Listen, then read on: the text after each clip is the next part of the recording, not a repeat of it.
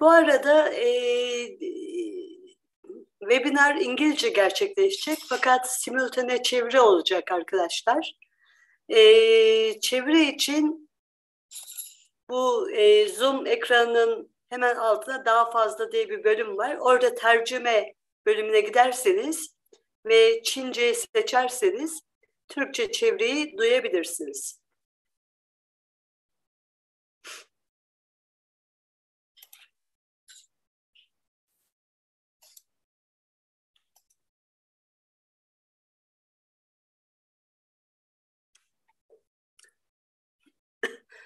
Arkadaşlar herkesin sesi kapalı. Host şey yapabiliyor ancak sesi açabiliyor.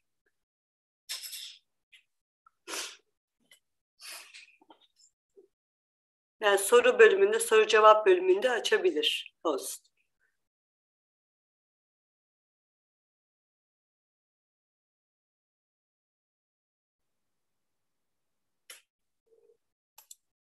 Evet, okay. Başlayabiliriz sanıyorum. Let's start in that case. Sounds good. Thank you. Thank you for joining us, Vasiliki, today. Yes. Thank you for joining us today, Vasiliki.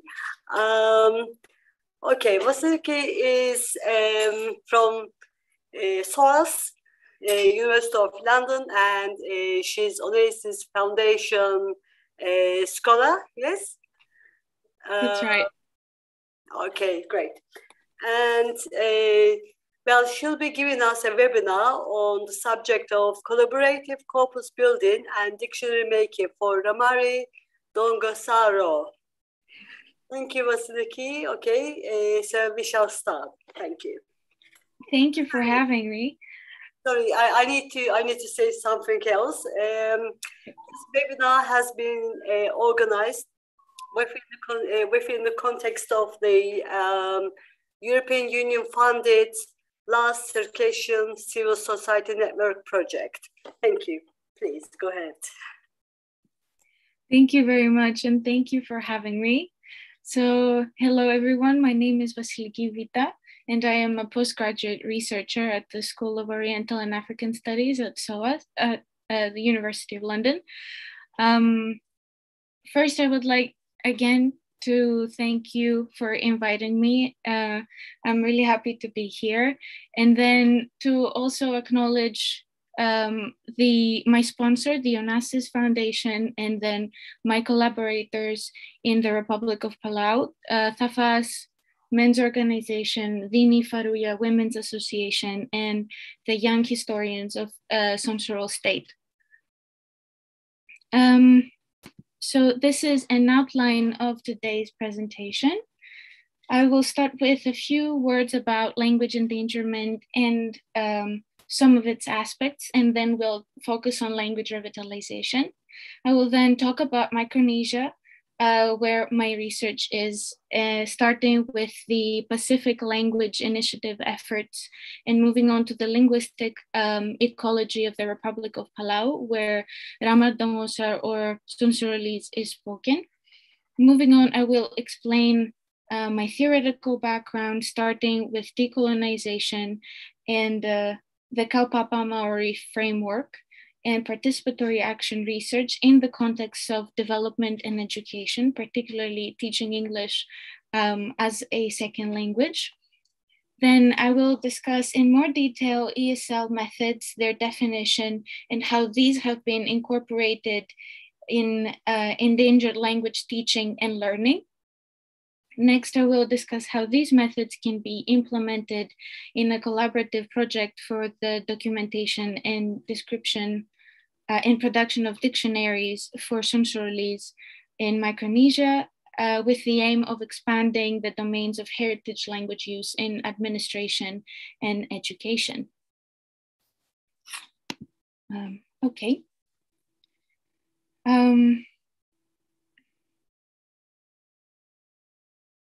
Oh, I think I skipped one slide, sorry. So Micronesian languages have primarily been studied as a family rather than individually. This project aims at the documentation and description of Sonsorolese, or Ramari, which is a nuclear Micronesian language spoken in the southwest islands of the Republic of Palau. In particular, the purpose is to create a multimodal documentation of the language and the creation of materials for the preservation of the language and the extension of domains of language use in education and administration, since Sonsorolese is the official language of the state of Sonsorol. Through participatory action research informed by Pacifica values and methodologies, this project entails collaboration with a local NGO, the Young Historians of Sonsorol, to bring about social change in the state of Sonsorol through language revitalization efforts.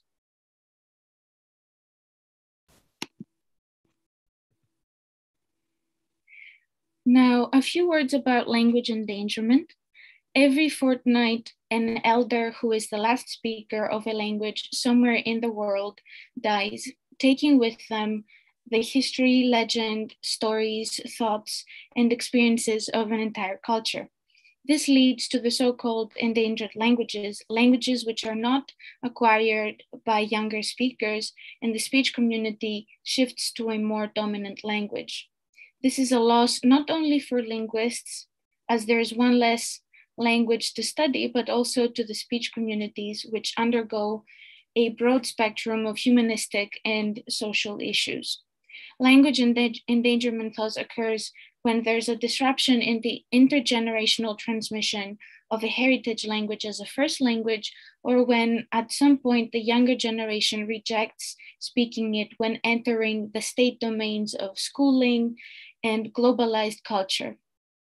This is the result of state and national regulations where the dominant majority language is considered more valuable and or more useful compared to the home minority and or heritage language. Languages thus seem to become endangered because of the way they are viewed in bilingual or multilingual settings by the agents involved. They compete with speakers of the majority language, not permitting other languages to be included in functional domains, thus leading to their abandonment by the speech community. Communities around the world are making efforts to revitalize their languages, and with them, their cultural practices, memories, and ways of living. This usually occurs and is supported by documentary linguists and language documentation. Communities have different goals of language revitalization and or maintenance, even if they are at similar stages of language shift. And these goals may shift from time to time.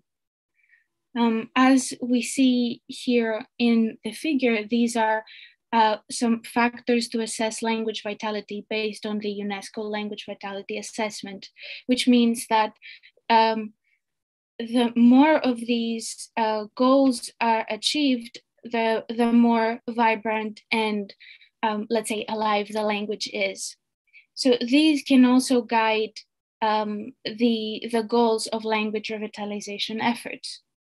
There are many things that need to be considered when preparing a language revitalization project, from the size of the community to the available human and practical resources, and to organize both short-term and long-term goals. What also matters is how much power and control communities have over other domains, such as education, administration, and media. Fishman, one of the first people who talked about language shift, warns against generalizations, emphasizing that each context and each language loss situation requires a context-specific response. Now, Anderson has put together a list of language hotspots, similar to the hotspots created to raise awareness about endangered animals and species. Language hotspots are those areas of diverse, endangered, or poorly documented languages. Some of these hotspots include Eastern and Western Melanesia, South Asia, and Taiwan. The Chukik language continuum falls between all these hotspots, with Micronesian languages having been studied as a group, rather as a family rather than individually. And here you can see some of the Micronesian languages. The language of Sonsorol is spoken right here on the left side of the map. Now, standardization in language development efforts in Micronesia originated in the 1970s, when a group of linguists undertook a project of documenting and describing Micronesian languages, the Pacific Languages Development Project, or PALI. Its goals included the documentation of languages of Micronesia, provision of training for local teachers, and promotion of literacy in the local language. Although the first two goals of documenting the languages and providing training for local educators were mostly achieved, the last one of promoting literacy in the language was not very successful. And there are various complex reasons about this. First is the inaction of Micronesian educators and the failure of, on the side of linguists, to deal with previous orthographies of the languages, but also to consult the speakers and the communities about their desires on what they would like to do with their languages. After an assessment of the project, REG provides these recommendations for linguists interested in undertaking literacy projects in Micronesia. So first of all, it's really important to make sure that the phonology of the language is clear. Then diacritics may be difficult to be accepted by Micronesians since they are used to writing in English, which contains no diacritics. When including new graphemes, choose the ones that are familiar and user-friendly, build on existing practices, combine under-specification with digraphs so to eliminate the use of diacritics. When working with different varieties, it is important to be politically acceptable and propose solutions that are efficient for both readers and writers. Before deciding, test a preliminary version of it with the general public, and it is important to listen to the community and realize the effect and impact our work has on its structure. Last year, with the young historians of Sonsorol, we worked on a standardization project together. The reason for including this slide is to keep in mind 3 points presented here. First one is build on existing practices. When working with different varieties, it is important to be politically acceptable and propose solutions that are efficient for both readers and writers. Test a preliminary version of it with the general public, and finally, that it is important to listen to the community and realize the effect our work as linguists has on its structure and also on its future. Now, a few words about the Republic of Palau. Before I talk about it, let's have a look at the map. So the Republic of Palau is an island nation, a small island nation with a population of not more than 17,000 people. It's in the archipelagos between the Philippines, Indonesia, and Papua New Guinea, as you can see here on the corner map. And it stretches, these are the main islands of the country, and then these are the southwest islands, which reach all the way down here, where Sonsorol, Puloana, Merir, and Tobian are spoken. Now, the Republic of Palau represents a diaglossic situation. English functions as the high variety, which is used by the government for education as well as global communication. And then Palauan is the low variety, which is used for personal communication and has lately been incorporated into schools, but is not used for administrative purposes. Now, in the past, the elite Palauan families would be the only ones to use English in their home. Nowadays, more and more families have started using English for raising their children. Regardless, bilingualism is still maintained.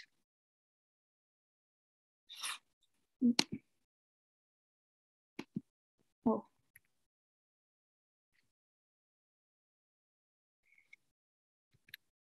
Now, the languages spoken in the Southwest Islands that we saw here,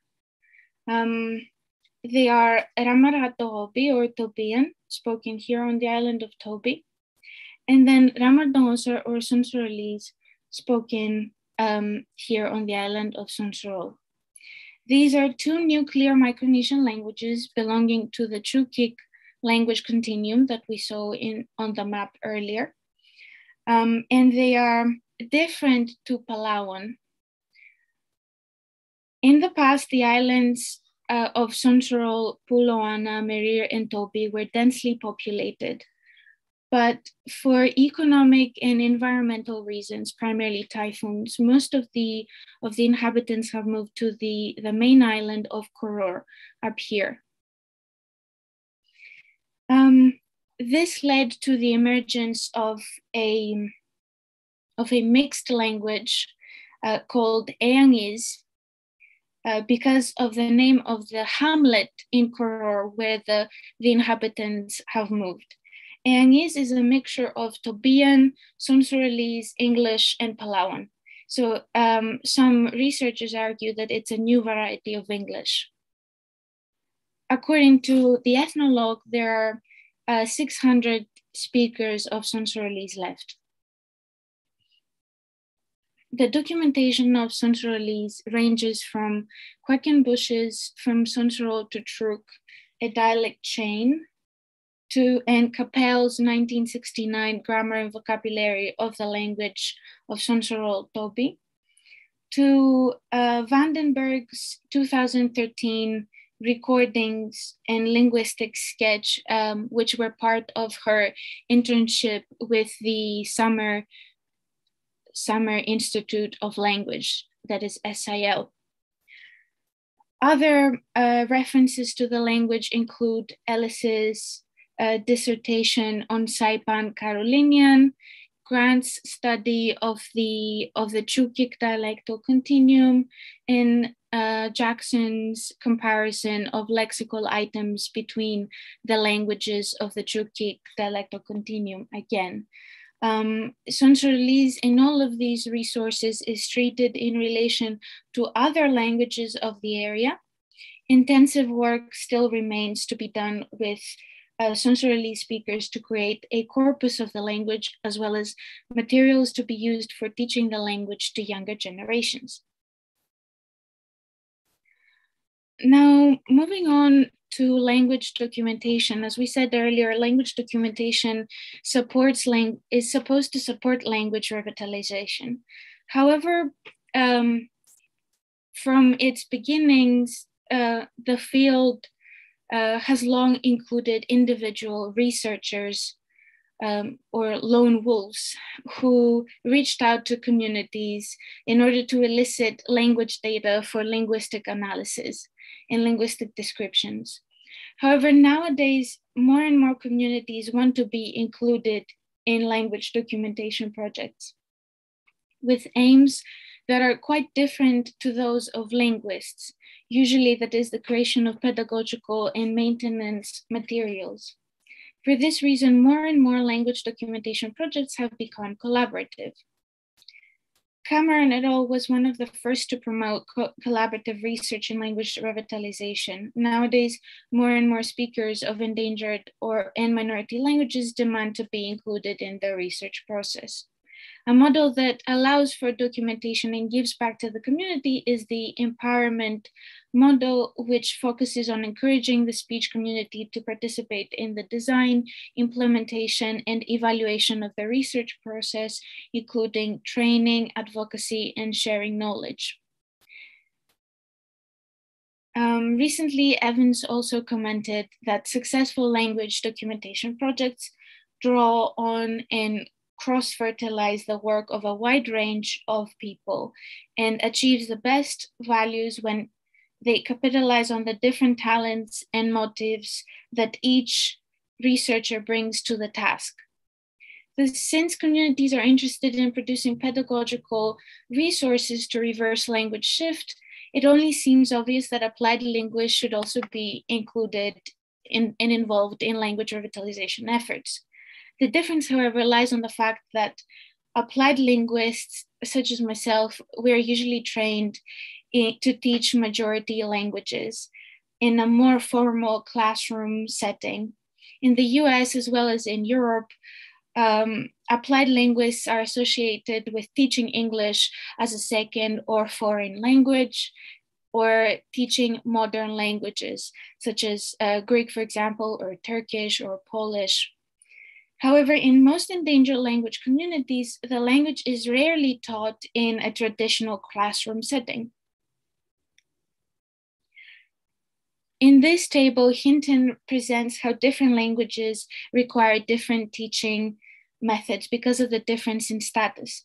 As mentioned before, applied linguists are usually trained in teaching foreign languages, with resources being usually accessible and abundant, learners' motives focusing on learning about another culture and communicating for purposes such as tourism or job hunting. In teaching heritage languages, however, the goal is usually to connect the people with their ancestral language, and the motives focus on connecting with elder relatives or one's home country if we're talking about immigrant situations. In endangered language settings, though, there's usually none or limited resources. The goal is to save the language from extinction, while learners' motives focus on creating a sense of identity, resisting assimilation, or making a political stance about cultural and linguistic autonomy. The value of learning the endangered language does not focus on tourism purposes or finding a better job.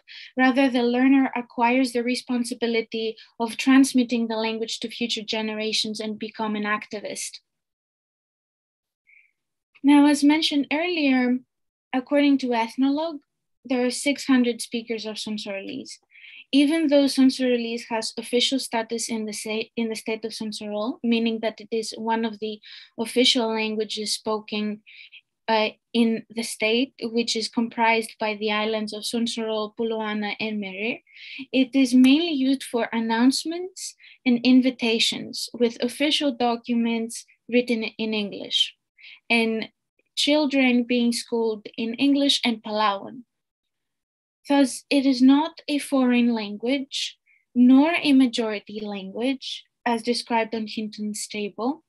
It is a heritage language in the sense that the goal is to help young learners gain ability in their ancestral language, but the learners' motivations resemble those of endangered language learners, since speakers hope to acquire a sense of identity, resist assimilation to English and Palauan, reinforce their political stance about cultural and linguistic autonomy by including Sonsorolese in the school curriculum and actively using it for administration purposes. The expected future relationship of the learner to Sonsorolese seems a little bit ambiguous as well, but it is closer to a heritage language speaker where they would learn to speak or write to friends and relatives, but at the same time, use it in all domains of everyday life.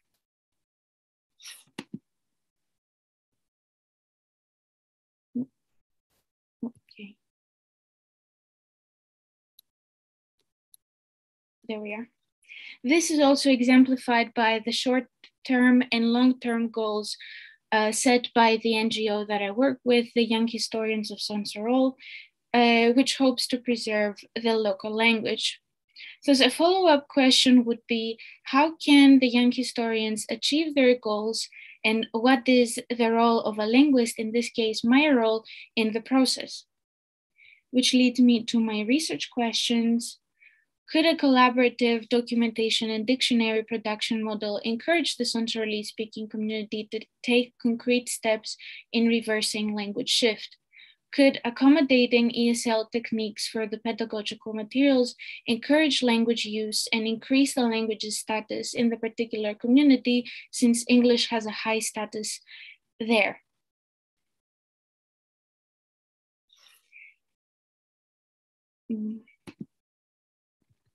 There we are. In order to answer the first question, I looked at similar projects that aimed at including the speech community in language projects. Fitzgerald describes documentation and revitalization as a feedback loop. That is, the relationship between documentation, revitalization, training, and linguistic analysis is a dynamic one, where each stage is affected by its interaction with the other stages, and the results of each stage inform the next one.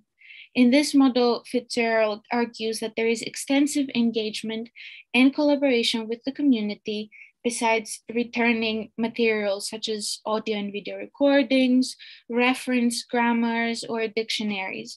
A dynamic relationship between documentation, revitalization, training, and linguistic analysis is established. The project builds capacity in the community to carry out a language work, like in video recording and editing, and so on. The most well-known paper on the application of the empowerment model for language documentation and revitalization is Yamada's 2007 paper. She describes her role as minimal in these projects, which means that agency is transferred directly to the speech community to decide what is most significant to them.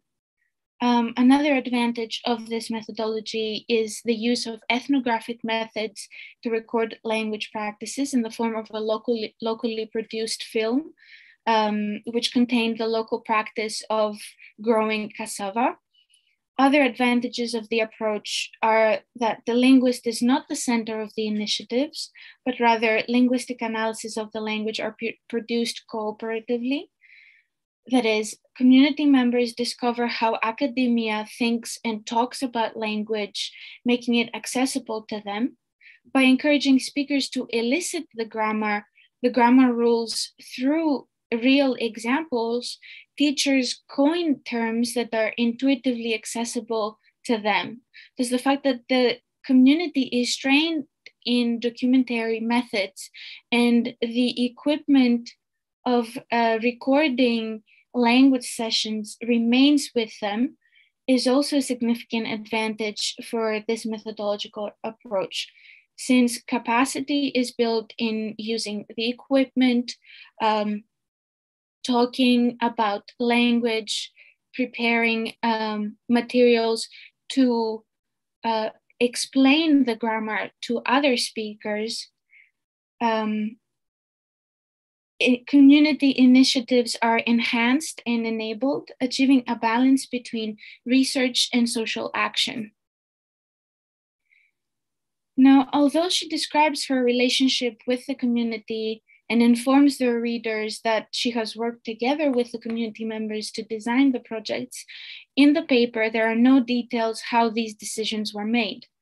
Instead, as Austin recommends, it is important to document the documentation process. So it could be argued that the same for revitalization and maintenance projects. So it would be nice to document the process of making decisions about the documentation and the revitalization effort. Furthermore, it seems that it is common with dialect geographers to work with what is called a norm. That is a non-mobile, older, rural man. In Yamada's case, Chief Monday. This is also very common with language documentation and revitalization projects. And the fact that Yamada still ended up working with various members of the community, including women and younger speakers, is still an advantage, even though it happened at a later stage. A solution to this would be to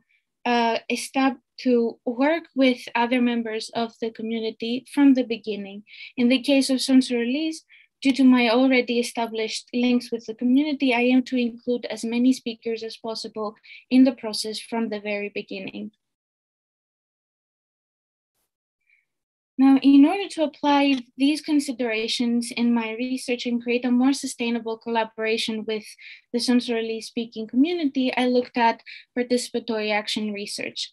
The characteristics of participatory action research include researching with the purpose of improving a social situation, generating theoretical and practical frameworks regarding the social situation, increasing collaboration and engagement in the research process, enabling participants as actors in the research process, and finally, changing attitudes towards a continuous change, self-development, and growth. As Burns notes, action research is a self-reflective, organized, and critical approach to research with, by, and for the participants who are both actors and members of the research community. By identifying problematic situations or issues by the participants, the research process is organized in order to bring critically informed changes in practice. Critically informed changes presuppose the assumption that social reality is historically constituted and people are conscious actors in the change of their social and economic circumstances, which are constrained by various forms of social, cultural, and political domination.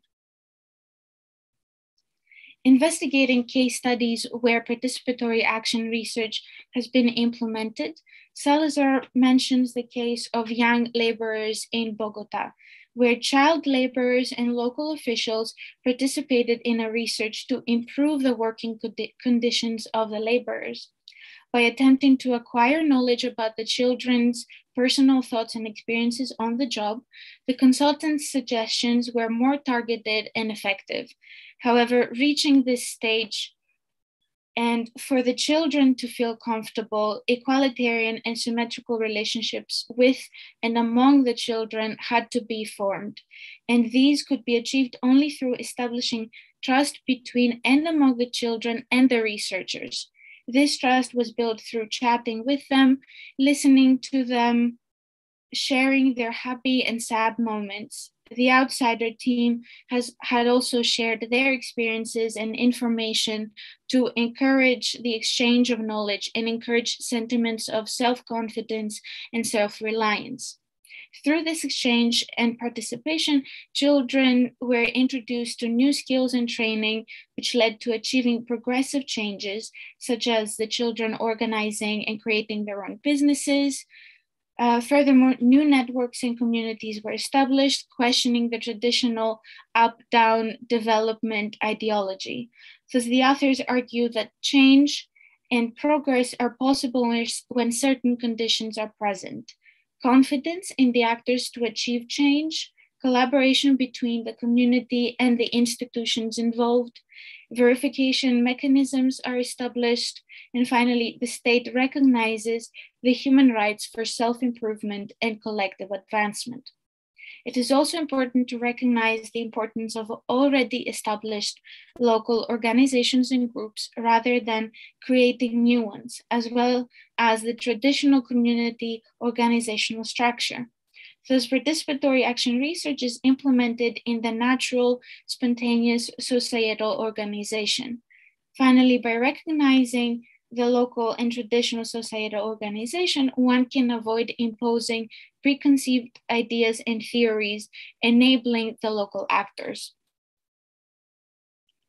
Dennis and colleagues describe efforts of applying participatory action research in order to improve the experiences of children of various skills, abilities, and familial and socioeconomic backgrounds at school.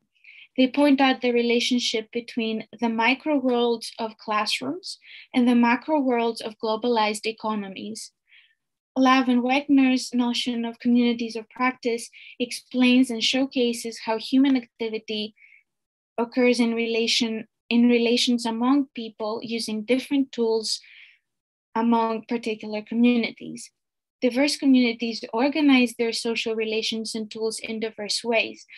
This attention to the specific ways of particular groups, in this case, classroom groups and activities, would help us see that there are no necessary or normal ways of organizing social life.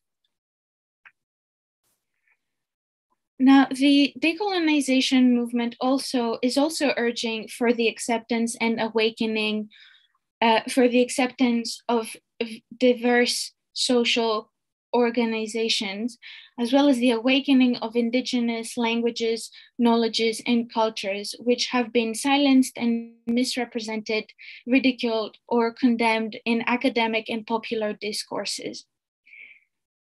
Before I continue, I would like to clarify that I am not an indigenous person. Now, decolonization is a process which engages with imperialism and colonialism at multiple levels. For researchers, one of those levels is concerned with having a more critical understanding of the underlying assumptions, motivations, and values which inform research practices. As Fanon and later writers such as Nandi have claimed, imperialism and colonialism brought complete disorder to colonized peoples, disconnecting them from their histories, their landscapes, their languages, their social relations, and their own ways of thinking, feeling, and interacting with the world. It was a process of systematic fragmentation, which can still be seen in the disciplinary carve-up of the indigenous world. Bones, mummies, and skulls to the museums, artwork to private collectors, languages to the linguists, customs to anthropologists, beliefs and behaviors to psychologists. Indigenous peoples want to tell their own stories, write their own versions in their own ways, for their own purposes, and as an external researcher, all I can do is support them, support their efforts in ways that they deem appropriate. Now, Maori people in New Zealand were some of the first who questioned who researchers are answerable to and who has control over their initiation, procedures, evaluations, construction, and distribution of new knowledge, which led to the Kaupapa Maori theory and methodologies. Kaupapa Maori research is collectivistic and is oriented toward benefiting all the research participants and their collective determined agendas, defining and acknowledging Maori aspirations for research while developing and implementing Maori theoretical and methodological preferences and practices for research. As many authors have said, an empowering relationship could be attained by developing what could be termed an enhanced research relationship, where there occurs a long-term development of mutual purpose and intent between the researcher and the researched.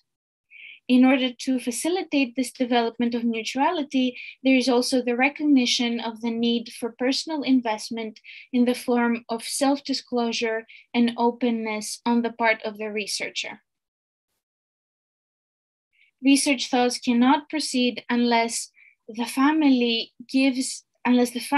give their support, unless the elders provide guidance, and unless there is mutuality between the participants, evidenced by an overriding feeling of tolerance, hospitality, and respect for others, their ideas, and their opinions.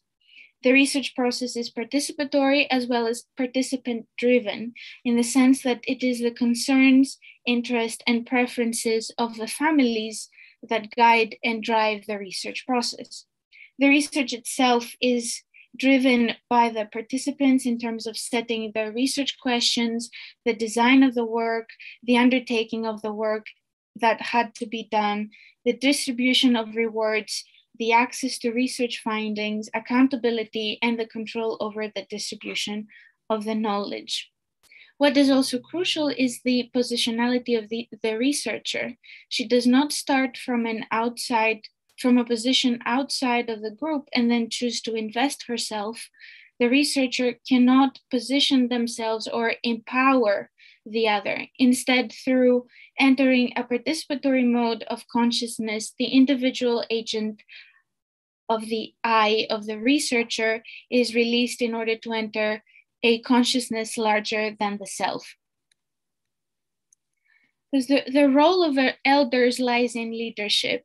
Leadership is not in the sense of making all decisions, but in the sense of being a guide to culturally appropriate procedures for decision making. They are the consensus seekers from the collective and the producers of the collaborative voice of the members. By developing research within such existing culturally constituted practices, concerns about voice and agency can be addressed.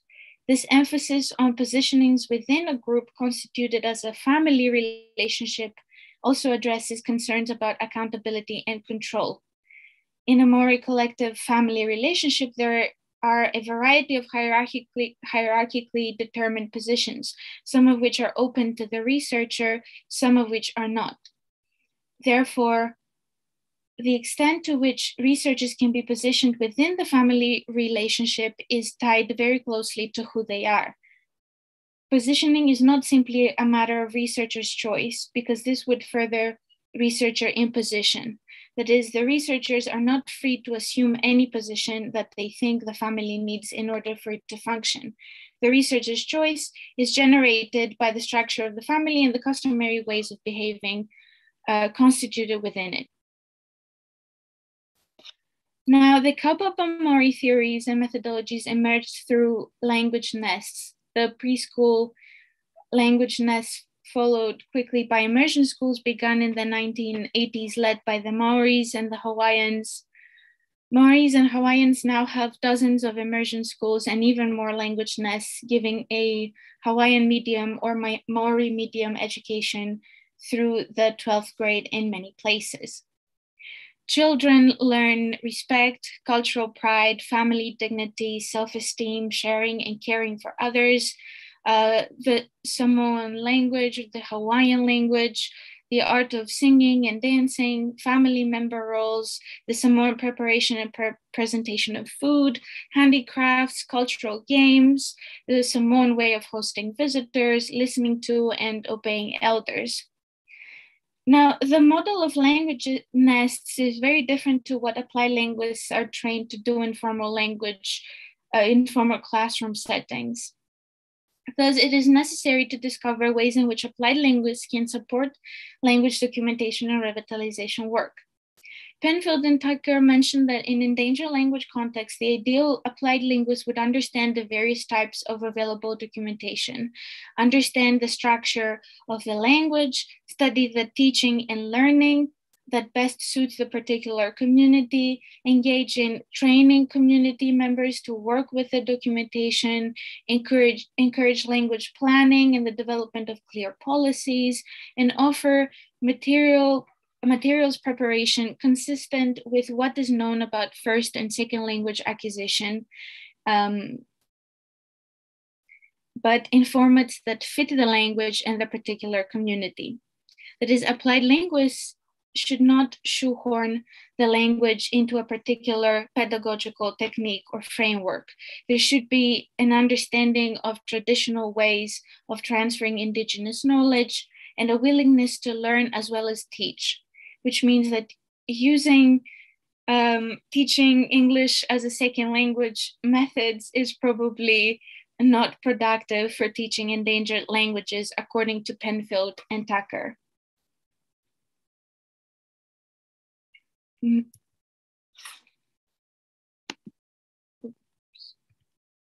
we are.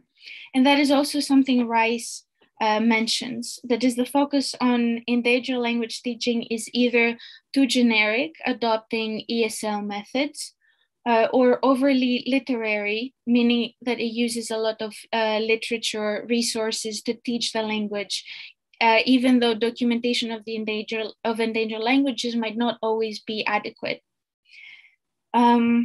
Quoting Rice, an English L2 model is especially misdirected when it comes to designing language programs, curriculum materials, and assessment tools, since the structural mechanisms of English and the environmental saturation of this language could not be further from the formal and functional reality faced by, in the present case, in this paper, Canadian Indigenous languages, and no doubt elsewhere as well.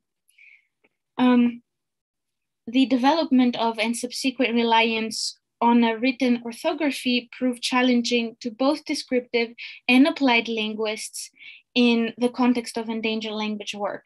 The effects and limitations of literacy are subtle because a written representation of a language can both hamper and enhance learning. He further supports this by bringing concrete examples, such as the fact that vocabulary items like pets that are typically get codified in posters or flashcards to teach in English, to teach them to young children. This might not be very productive for Canadian Indigenous languages because of they are polysynthetic in structure. Then if using ESL methods to teach endangered languages is not recommended, why am I proposing it for the production of pedagogical materials for Sensorese?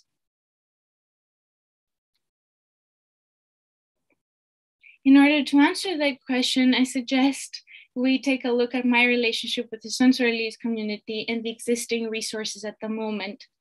Going back to Micronesia, how could these considerations be applied to ensure that the speech community achieves the goals mentioned earlier? It could be argued that a similar model to the language nests applied elsewhere in the Pacific for the documentation and maintenance of the local language could be applied. During my master's degree, I started developing a relationship with members of the community when I came in touch with the former governor of the state, Ms. Laura Irago, and Lahaina Luna Pedro, who is a volunteer of the Young Historians of Central.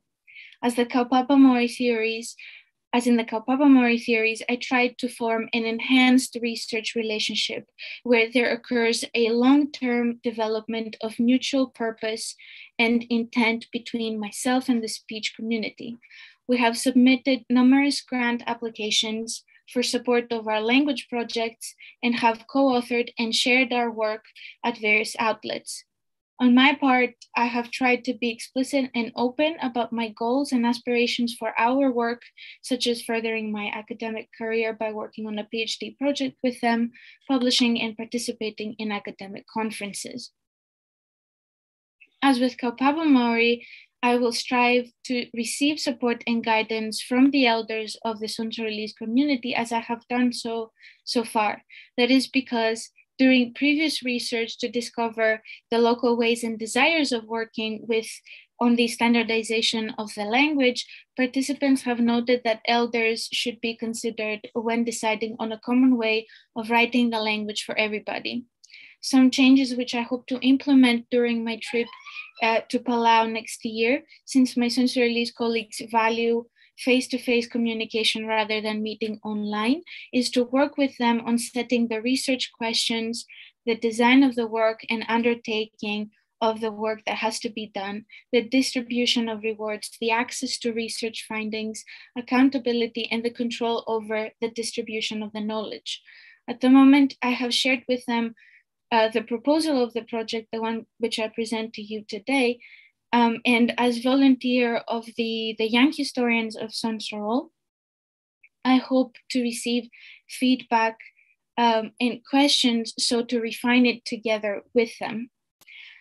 Although I have started from a position outside of the group, contrary to Kaupapa Maori recommendations, I do not wish to position myself in an empowering position. Rather, I strive to become part of the group by becoming a volunteer and by supporting the local NGO with grant applications and funding.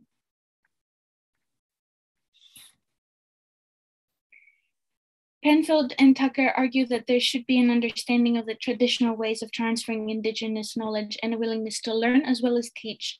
In the case of this project, the core members of the current team are young women in their 20s, with their role being crucial to the project. As leading figures, they motivate other youth and connect them with the elders to work on the language and in general, the preservation of the Sensorese culture, since Palauan society is a matrilineal society and women are considered cultural gatekeepers. Furthermore, these three women have the experience and knowledge to contribute significantly in this project. Chelsea Pedro has experience working on Sensorese with me, and alone as part of her undergraduate studies in linguistics at the University of Hawaii at Hilo, and is teaching English as a second language certified. She currently works as an English instructor at the local community college, making her an ideal collaborator for connecting with Palau Community College to test the pedagogical material produced during our efforts together. She has extended experience investigating language attitudes in the community during a project funded by the local Sonsorol state government.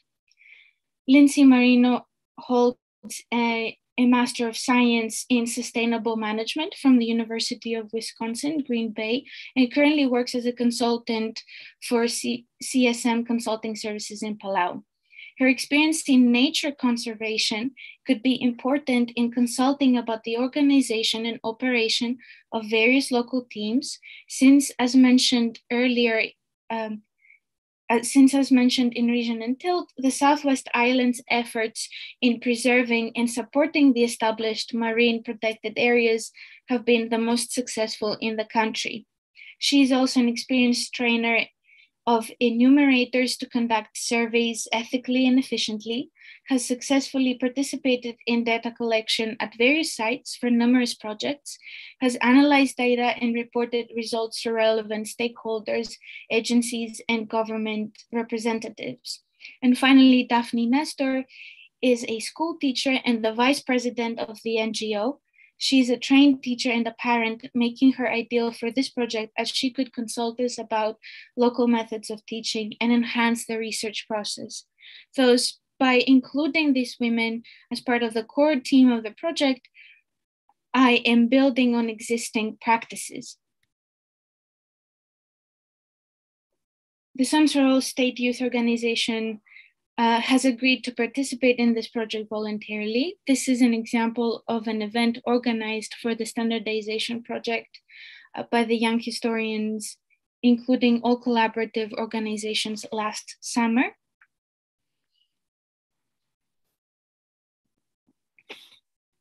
Now, Palusari mentions that in cases in which there are speakers and documentation and revitalization efforts are being performed simultaneously, the relationship should be strong. It is here that the applied linguist has the greatest potential to provide a natural connection between these two activities. As a result, the needs of both activities can inform each other, resulting in a better documentary record and better revitalization efforts. In the case of Sonsorolese, I have suggested documenting the language with the purpose of using the recordings and language in the pedagogical materials. That is, I have proposed thematic dictionaries, which will include various themes, such as in Amari 2009, Getting Started, where a number of basic language functions are covered. Main subsections include initiating a conversation, maintaining a conversation, mistakes, polite speech, and simple sentences and the verb to be. Naturally occurring language conversations and recordings from elicitation sessions will be used for putting together these theme-based dictionaries. These entries will not be simple entries to function as simple references.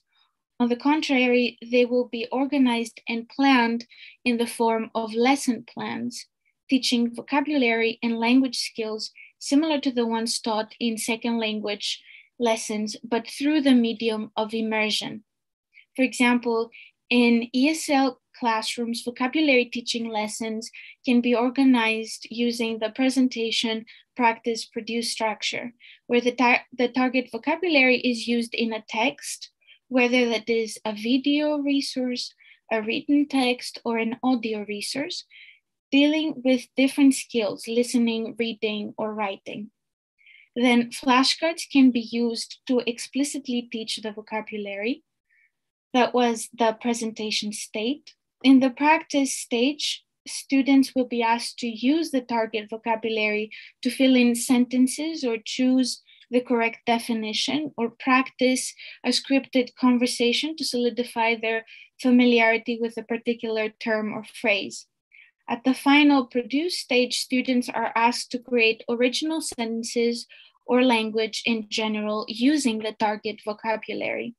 That way, they make the vocabulary theirs and associate it with specific experiences. Now, as mentioned earlier, ESL methods are not particularly recommended for teaching endangered languages because of their colonial association, but also the assumption that Anglicized methods would work with other typologically different languages. However, in the case of Sonsorolese, there are different reactions and relationships to English, as it is seen the language of an elite that some aspire to achieve, a language of opportunity and education. The community in Rice's paper that we saw earlier has a different relationship to English and relies a lot on it, perhaps because this might be the only language that they speak. However, this does not correspond to Sonsorolese because the youth are multilingual and still speak their heritage language to their young children. Thus, comparing the two languages by exemplifying that they both can be taught and transmitted in similar ways could increase the prestige of Sonsorolese within the community and nationwide. Rice also mentions the limitations of drills and total physical response for typologically different languages. Total physical response is another method of teaching English as a second language. In relation to total physical response, it could be argued that in order for exercises like Simon Says, where speakers are asked to follow an order and perform an activity, like Simon Says, open your book, in order for it to work for typologically different languages, one could focus on different types of phrases rather than giving commands, such as giving instructions on how to do an activity. For example, how to cook a recipe, or how to follow recipe instructions, or how to weave a basket, which is something that is culturally appropriate for the Sonsorolese community. It could be argued that this is a limitation of working with an applied linguist who is familiar with teaching theories, but does not exactly have the experience of teaching in a classroom, where sometimes one needs to find solutions on the spot and engage their students as much as possible. Anderson also mentioned questions what the role of general educators is in relation to endangered languages and their social situations. As an educator myself, I would argue that it is not that it should not be limited to raising awareness about endangered languages, but also assisting applied linguists with providing ideas and solutions to lesson planning and material development. And this is also why I aim to collaborate with local teachers. This can be further supported by the fact that Palau Community College includes a course on teaching English as a second language, and two of the core team members are teachers of English as a second language, which means that they have the training and experience of language teaching. By working together with these trained teachers, we document the language with the purpose of creating pedagogical material.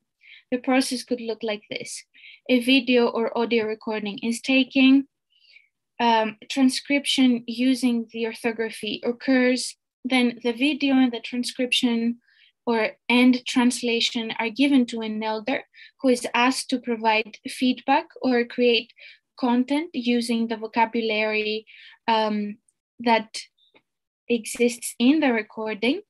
That way we can acquire examples of using the vocabulary for the dictionary, and also to use in the vocabulary teaching lesson. And then together with the elder, the teachers organize the materials. Pacifica values are considered as the speech community is basically in charge of making decisions of what content will or should be included, how it will be organized, and who has access to it.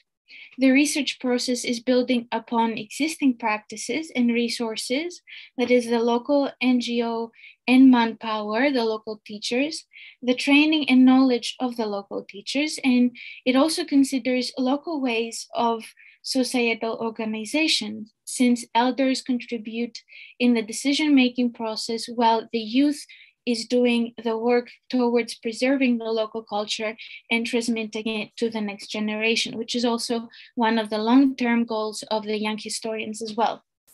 I would thus once again like to state that these are all ideas I have recommended to my local collaborators, and of course, I will be flexible in changing, accommodating, or shifting them altogether in any way that they deem appropriate.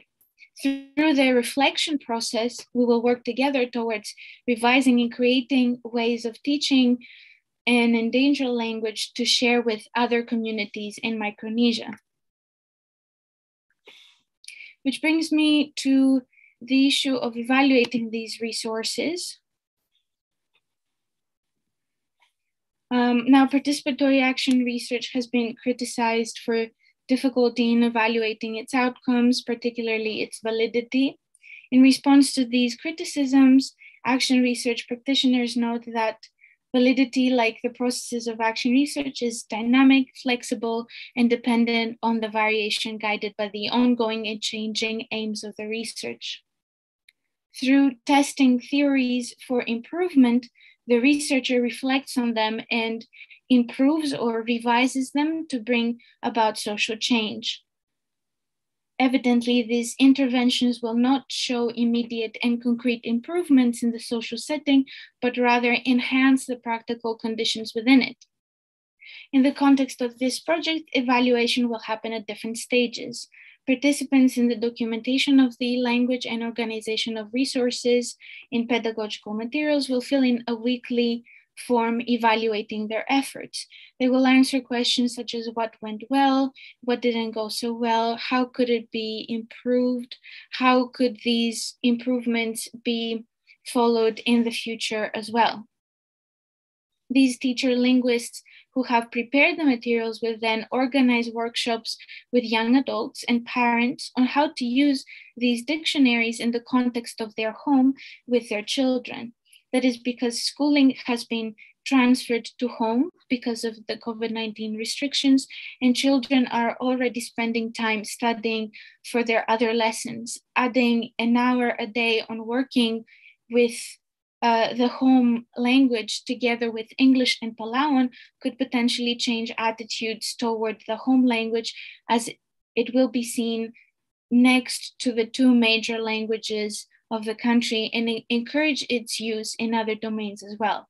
These workshops could help the teacher linguists identify potential problems their students might face when using the materials with their children and provide recommendations on improving them on the spot for particular cases.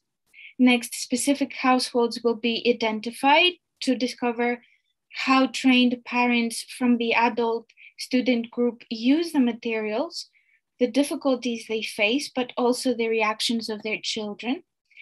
The reactions of the children could be documented in the form of reflective journals, such as these can be picture journals where they can draw how they felt while learning their language, or they can be creative writing journals where they evaluate the materials directly. At this stage, the aim is to discover how useful the dictionaries can be in the context of the home. In conclusion, I would like to discuss some anticipated outcomes. By working with a local NGO and supporting their short-term and long-term goals, I aim to contribute to increasing the domains of language use of Sonsorolese while encouraging their growth and reach in the Palauan society. In addition, this project could be an interesting and valuable experience for all members of the community, introducing them to new means of preserving the language and culture on their own, such as dictionary making software, annotation software, training in linguistic analysis and related software, archiving and assisting them on furthering the work on the language by providing resources related to language policy and planning in similar contexts, such as the language nests across South Pacific, and connecting them with education and language specialists from around the world through my networks. Members of the sans release community around the world could also benefit from retaining or preserving their identity and culture by having more language materials that can be shared and passed on onto their future generations. Finally, community members will be trained in lesson planning and language teaching by their peers and an applied linguist. Revisions and additions to the pedagogical material could be easy, since the community would have experience eliciting, transcribing, and organizing after workshops and sessions with the project team, considering that all members of the team are native speakers of the language and work and live in the community. Teachers could also exchange the dictionaries between them, choosing themes like food, fishing, house, canoe building, thus providing the speech community with quick access to a dictionary of their language for use in their home and the community in general. Thus the materials will be useful for the community and enable them to take ownership of the language work.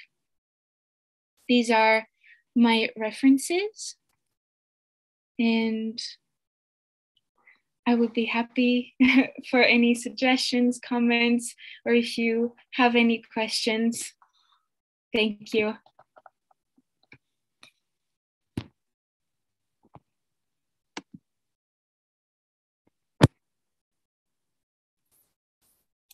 Arkadaşlar sorusu olan varsa Sebla Hanım çevirebilir. Sorularınızı bekliyoruz.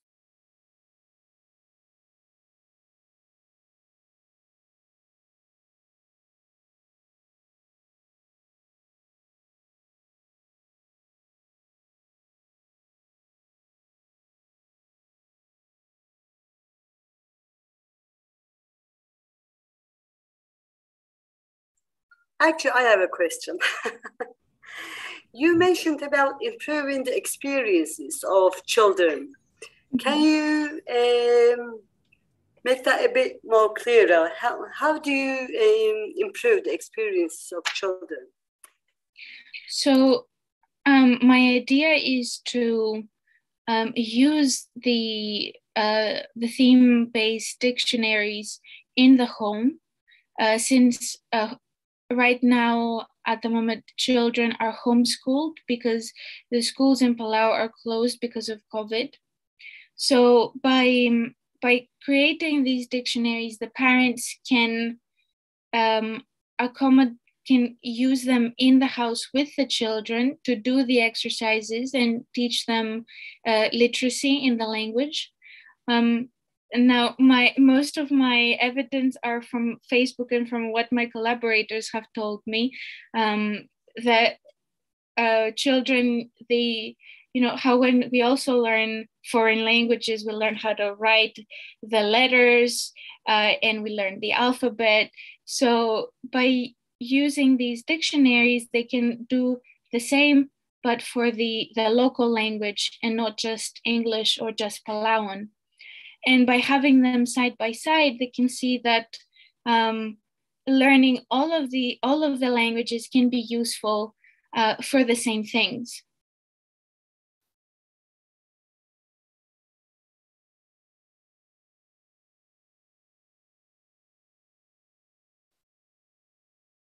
And are they using a Latin-based alphabet?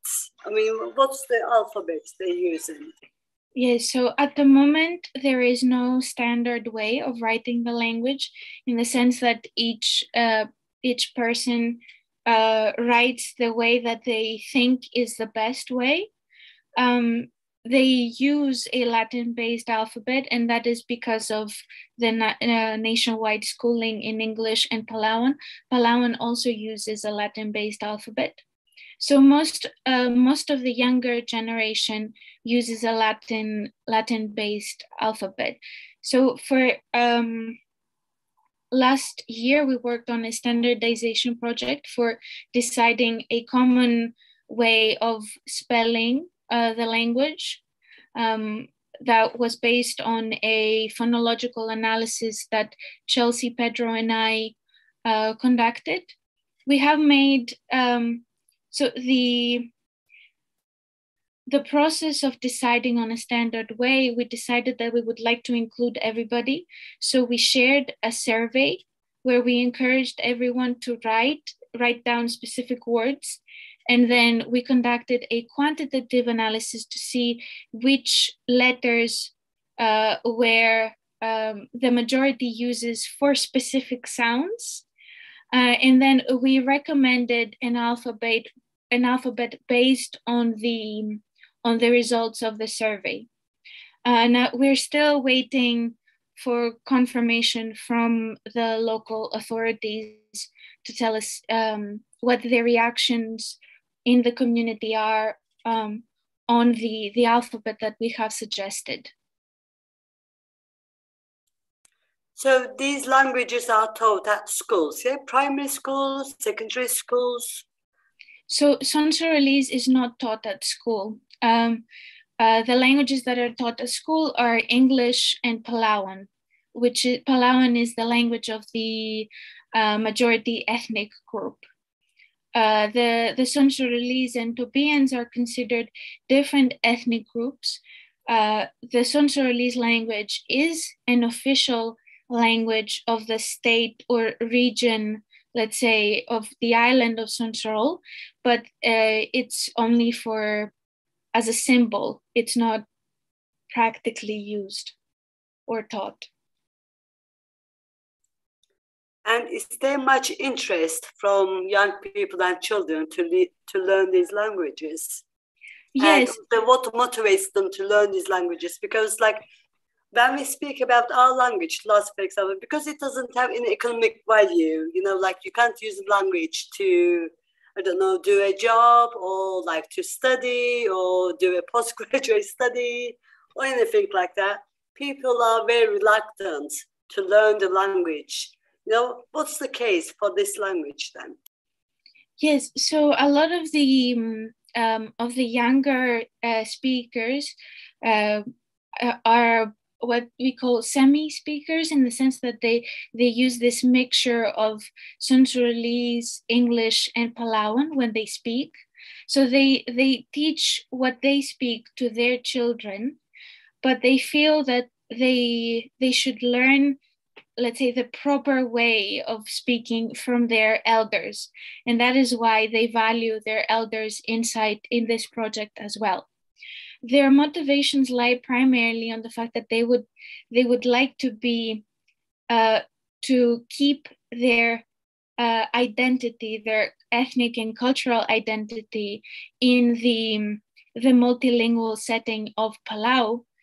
And as you said, it's not so much, the motivations are not so much of economic or let's say educational value, but more of well-being, of feeling better about themselves, of having confidence, of feeling unique in their identity, while at the same time showing that they are multicultural, multilingual, and they belong in the globalized setting that English also encourages.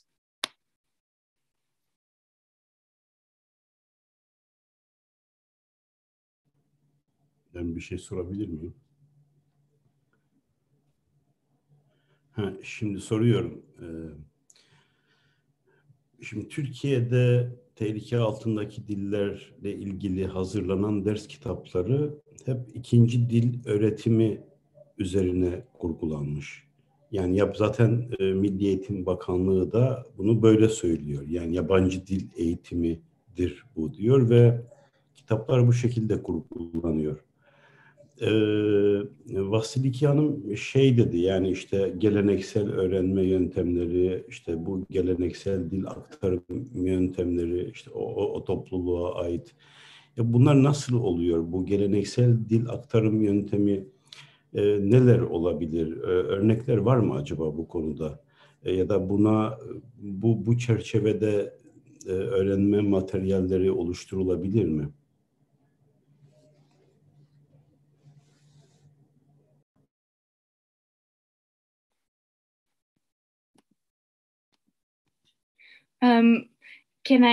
Can I repeat the question just to make sure that I understood it properly?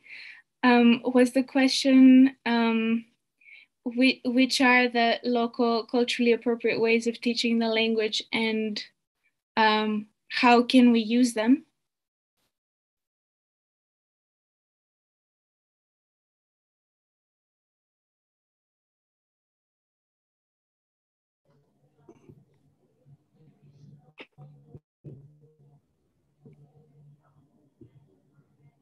Mm-hmm.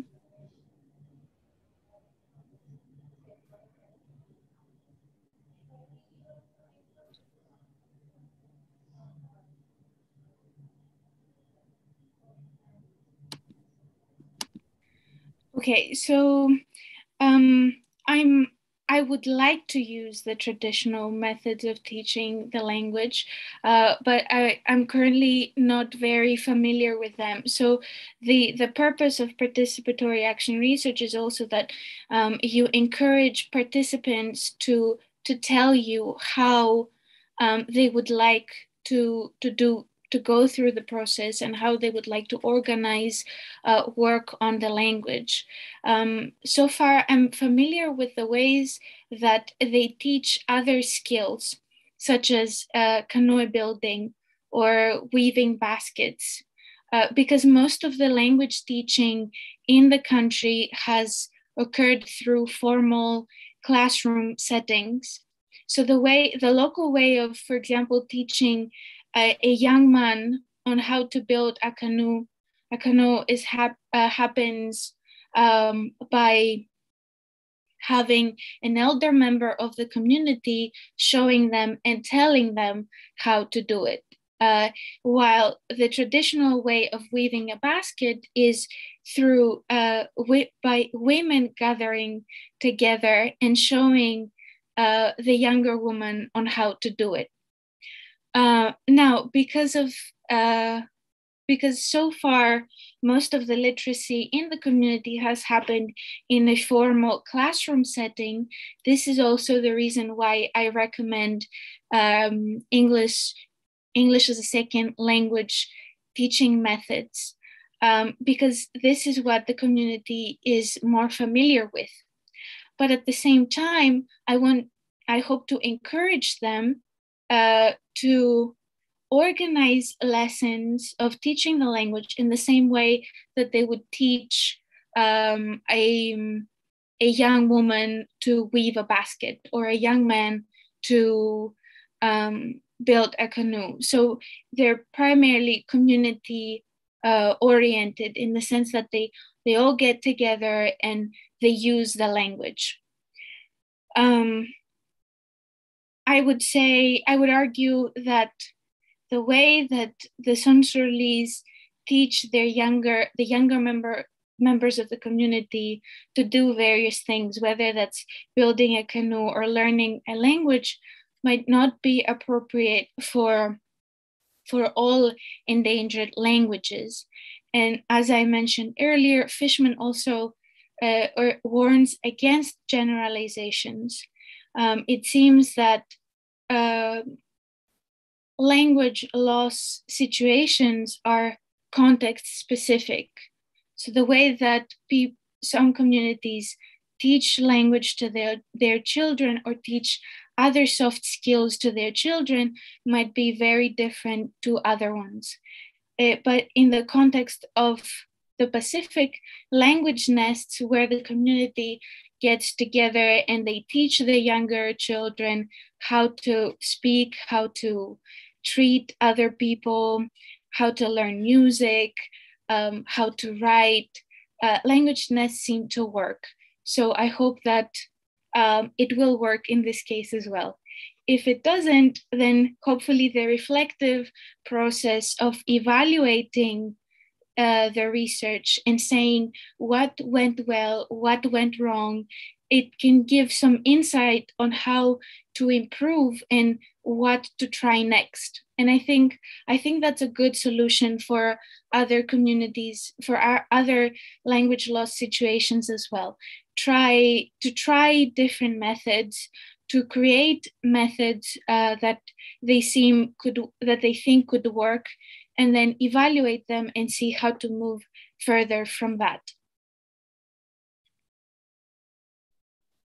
Does that answer your question? Thank you.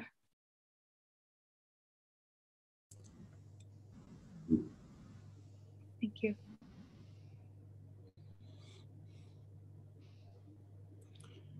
Ben bir şey daha sorabilir miyim? Soru soracak olan. Şimdi bu dil yuvası diye bir şey kullandı galiba. Öyle anladım. Dil yuvası. İşte bir topluluk hani kano yapıyorsa işte kano nasıl yapılır? Sepet nasıl yapılır? İşte topluluk üyeleri bir araya geliyor ve sepet yaparken, örerken aynı zamanda işte onunla ilgili literatürü aktarıyor.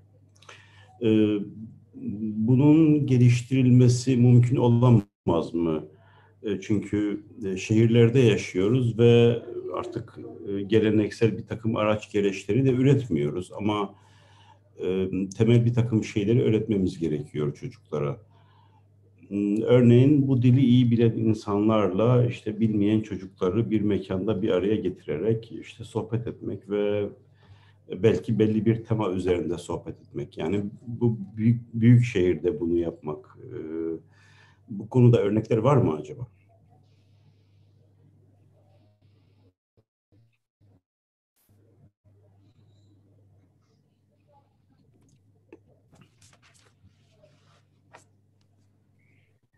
I think so. Yes, there are some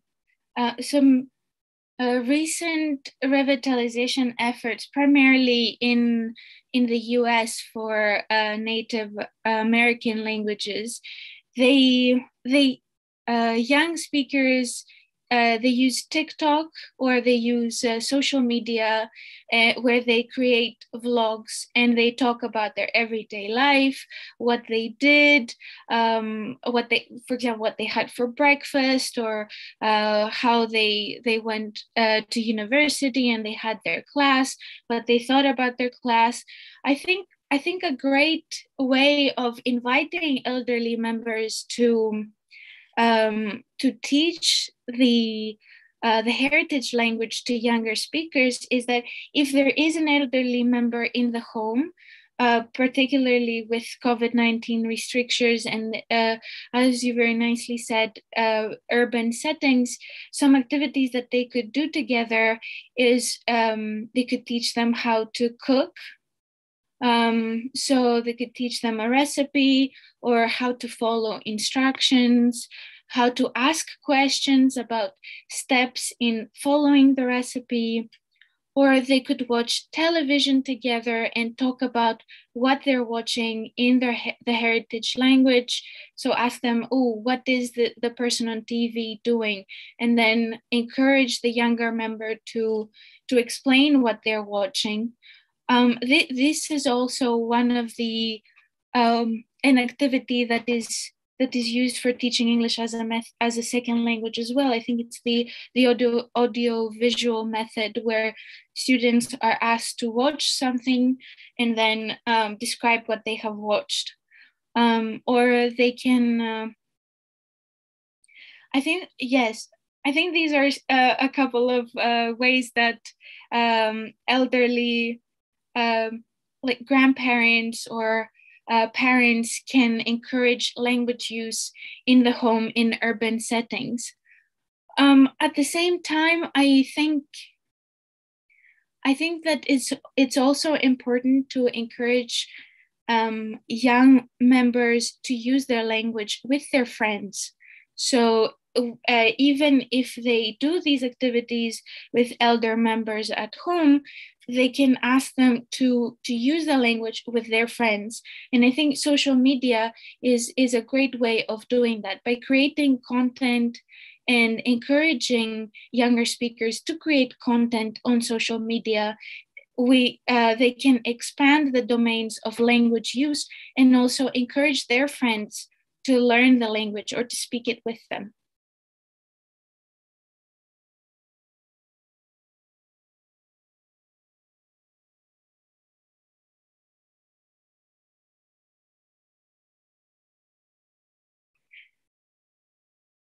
Go ahead.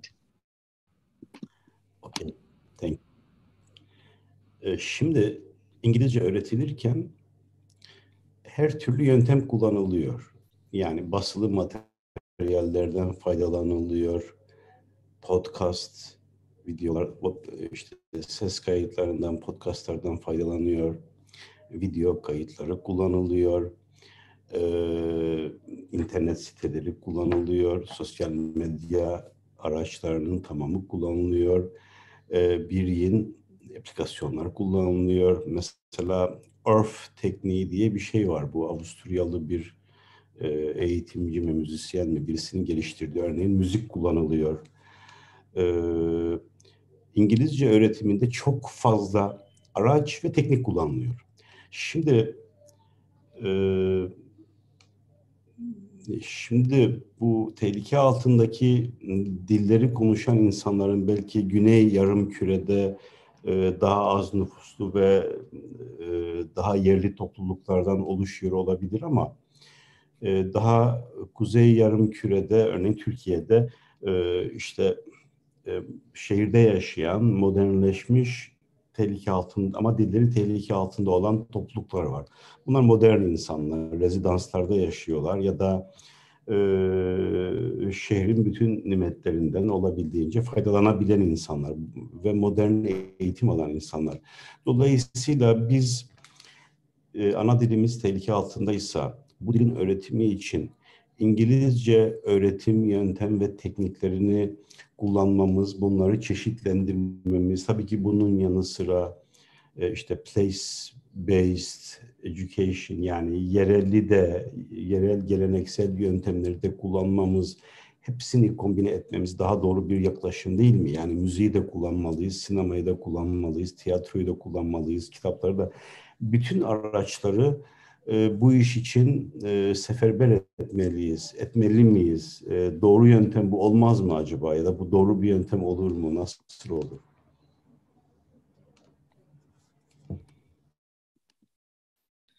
I think so, yes. I think that's a great idea.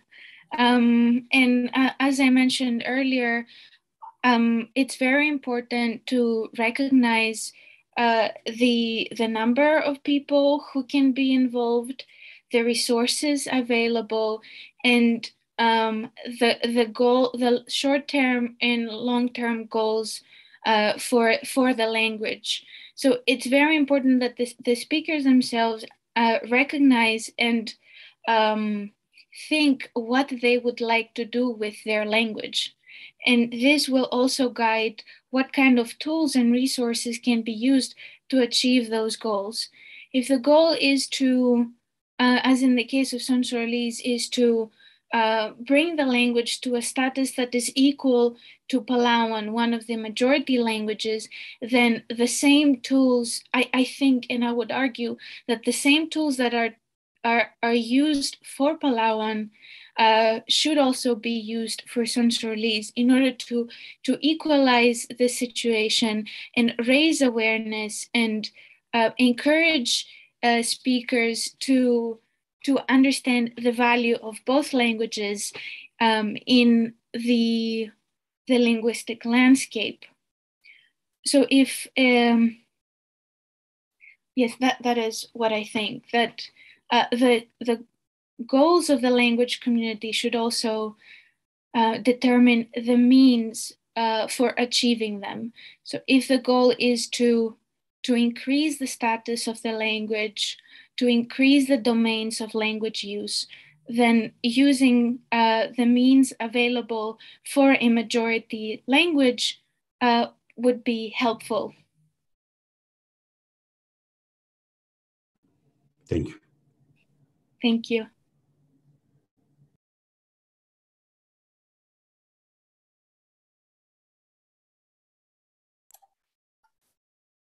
Okay, so any more questions? Doesn't seem like it. So we came to the end of our webinar anyway. So yeah, Vasiliki, thank you very much for attending. Thank you for having me, and thank you for the questions. Thank you for all the information, and we'll be in touch with you. And thank you for everyone who has attended today. And have a good evening, everybody.